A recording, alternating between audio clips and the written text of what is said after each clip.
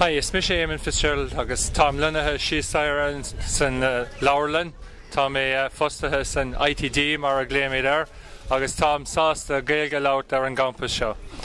Anis aniu Tom an éanach orgánach an seár an campus agus tá gach ile sais glasrí agus rudí I mar himple tá glasrí orgánach mar hampla ivacha sé aráin fiol is bacún lacha gach ile rud ag anis tá méid fécant an seo taspántas úntach seachláide agus anis tám chun labhart le fearna seachláide can á fearil.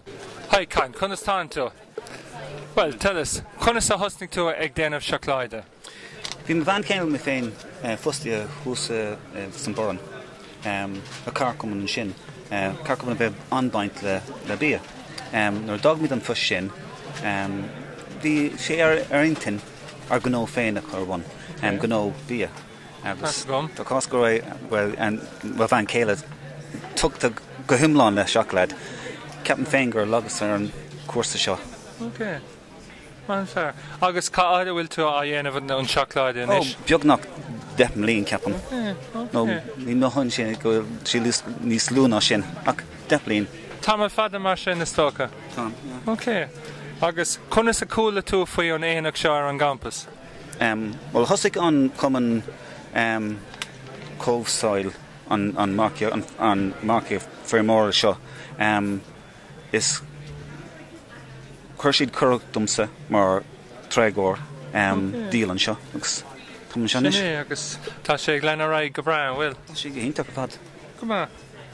Agus tá anáis seachláide an seoge beidir go méid tú ábalta Cupla Ceist haspáin doing.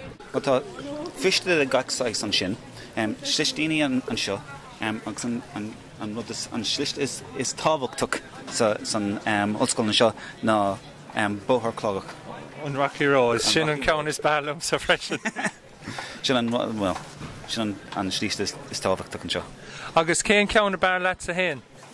An Rocky Road freisin. An fear. Agus Cupla Ceist topic. Céanú caffi go bhneistil? Té. Iris nó leabhar? Leabhar.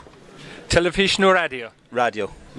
Clasicach nó tradiisiúnta? Tradiisiúnta gcónaí. Agus litir nó riamhfust? Ó, litir. Litir? Ní fear nó aimsire tú hen só? No, fear sean aimsire tá os do cór an seo. Can gur míle maith agat? Bhí sé sin éisce lór.